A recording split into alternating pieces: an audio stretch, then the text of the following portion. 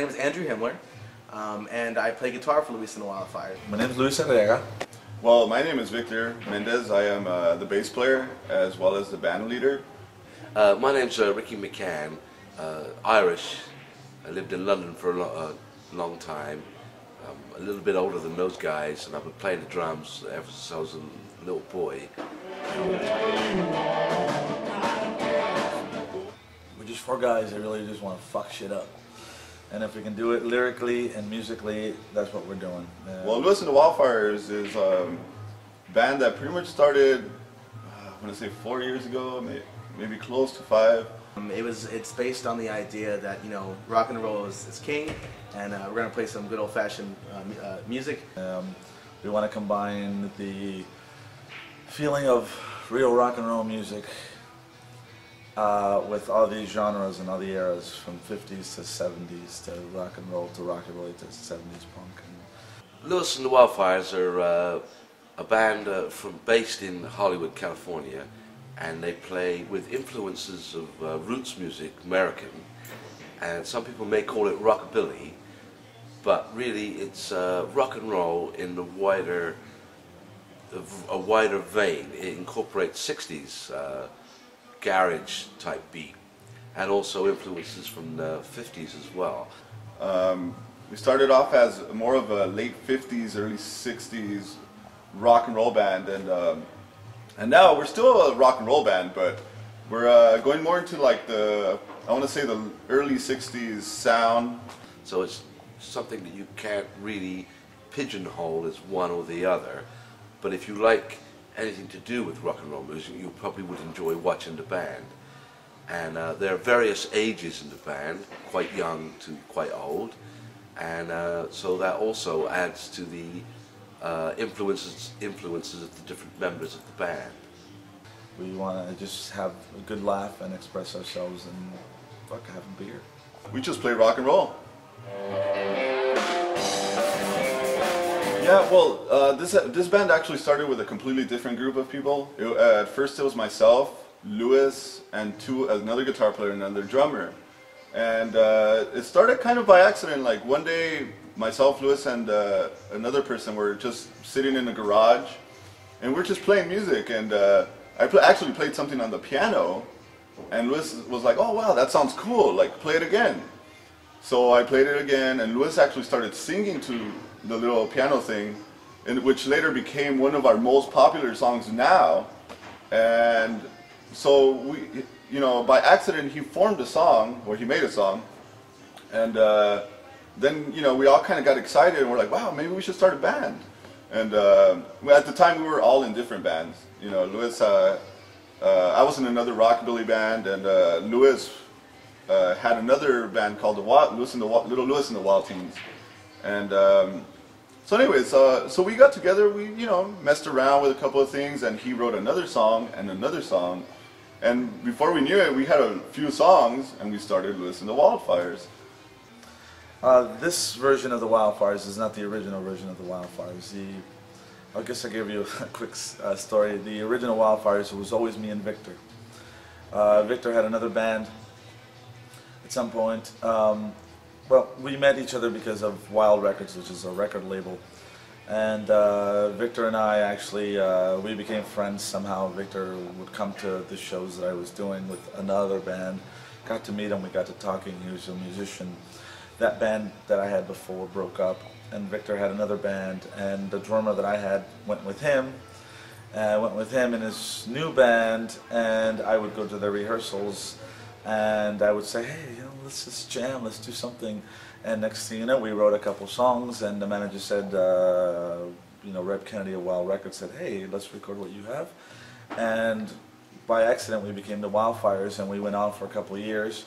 The guitar player we had at that time was doing different types of music, and he was doing a lot of different things, so he got really busy with other projects, so he says, I have to go.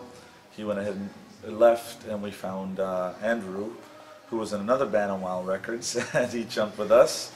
And same thing happened with the drummer. The drummer got really busy, and he went on to go do other things, and we picked up Ricky. So now we have the current Wildfires, but it's always been just Victor and I. And I think we all look eye to eye in what we're doing because we just want to play rock and roll music from the heart. We're not trying to be authentic. We're not trying to be something we're not. We are rock and roll guys that love music and just want to play and, like I said, fuck shit up. I joined, I'd say, a year and a half ago. Luis and me, who are good friends because I play on other bands on the label, are good friends. We're sitting inside of Denny's, and he's having problems with guitar players. And he says, which he only actually had one other guitar player, but and he says, Andrew, you want to be my guitar player? And I'm like, ha ha ha ha ha. I thought he was joking. I said yes. About 6 or 7 years ago, I was asked to join a band, a young girl singer from Los Angeles called Little Giselle, with a wonderful big blues shouting kind of voice, and she was on the Wild label, so I was playing with her. So the guys in that band, they saw me play and they knew about me, and the guy that runs the label, his name's Reb Kennedy, and I knew him in London because we were friends in London before. He moved first and then I moved after him about 2 years later. So he already knew me, and they saw me play quite a few times, and when they were interested in getting a new drummer to fill their gap, that's when they asked me. So they already knew me and they already knew my style. But I was actually, they probably don't know this, but I was quite flattered that they asked me because they are my favorite band in Los Angeles because of the, they're not restricted by just doing 50s style, 50s look, copying lots of covers from the 50s. I love all that music. I collect thousands and thousands of albums like that, records.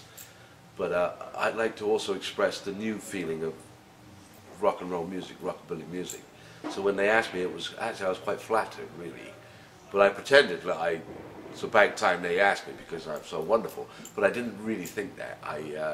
I was actually flattered, you know. So it's a great opportunity for me to express myself, and with no restrictions. So it's really, really good fun. Yeah, it's very good. So there's a guitar player who's actually a friend of mine, Santiago Bermudez. He's a Mexican guy, like a lot of the guys are on the label. I'm not Mexican, as you can tell by my pale white vampire skin. But he's playing in the band with the Wildfires, and things are great, and they go all over the world, just like we're doing now. Very lucky to do. But you know, Santiago moves away in his mind musically, and there's nothing wrong with that. You know, so Santiago goes his own way, and the Wildfires go their own way, and there's no bad blood. There's no struggle really. It's just a realization that, you know, I was into something the other day, and now I'm not. You know, I'm not feeling it so much, and so I'll move on. And Santiago did, and I was very lucky to be at the right place at the right time in a Denny's on what is it? It's in Pasadena, California, and there's a song about it. It's on Colorado Boulevard. Little girl in Colorado. Boulevard. Anyway, it's a very famous street, and I'm sitting there in the Denny's across the street from the bar that Luis has frequented at, the Colorado bar, and he asks me, and it's a huge moment in my life because I'm here as not only the Wildfires guitar player, but as a huge Luis and the Wild Teens, Luis and the Wildfires, Wild Records fan. So playing in this band, a lot of people don't realize, is a huge honor for me, and I thank all my lucky stars every day. I've been living in America for 10 years, but I come back every year 6 or 7 times to play music, play all the big festivals. But I'm excited about this particular band because I'm not just doing a job like a session drummer playing what they want. I can play whatever I want, and it seems to fit with what they like, and it's bordering on 70s punk because of the excitement and the energy, but it's rock and roll in a new way. And I think at this time in the way music is going, it could fit in with the young people as well, which is quite exciting to have young people come to your gig. Little Luis and those Wild Teens was my first band that I had. Yeah, I guess funny story about that is that it was a very accidental band also, just like the Wildfires. Back in Los Angeles in the mid 90s, there wasn't much Mexican Americans playing music, or in the rock and roll scene that I remember. And I grew up with rock and roll music from Mexico and Spanish and stuff like that. So I had a previous band before Los Wildfires, my teenage band, and we used to do nothing but Spanish. That broke up, obviously. We grew up and everything, And we went ahead and, we broke up, and then I met a promoter in Los Angeles and said, hey, I see more Mexican American kids coming to rock and roll shows. I'm thinking of bringing in this old guy named Lalo Guerrero. He's back from the swing scene, but we all know who he is. I mean, he's a very famous man. And I said, oh, fuck, please, like, let me open up. Let me get in there.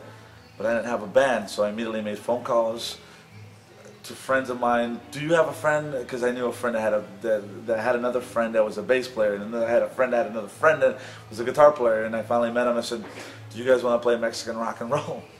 And they said, yeah, sure, okay, whatever. We met for the first time. Like, how's it going? Let's rehearse.